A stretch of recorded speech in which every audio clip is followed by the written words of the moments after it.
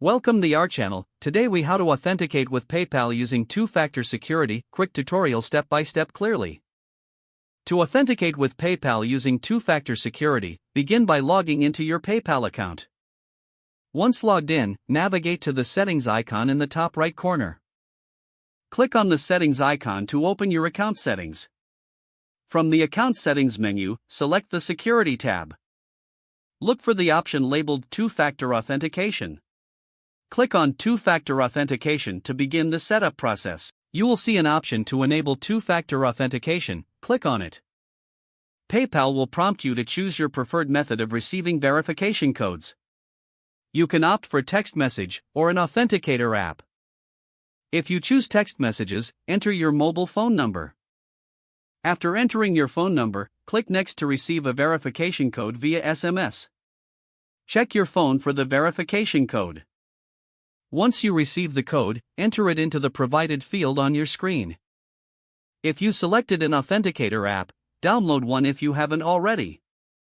Open the authenticator app and scan the QR code displayed on your PayPal screen.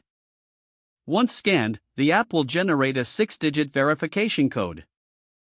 Enter that code into your PayPal account to complete the setup. After successfully entering the code, two-factor authentication will be activated. You will now receive verification codes each time you log in from a new device. Remember to keep your mobile device handy for future logins. You have successfully authenticated your PayPal account with two-factor security.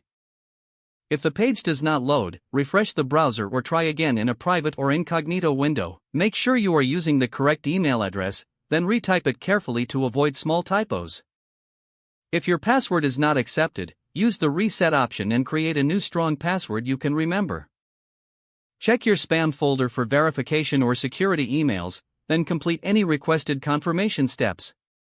Enable two-factor authentication if available to improve account security and reduce unauthorized access risk.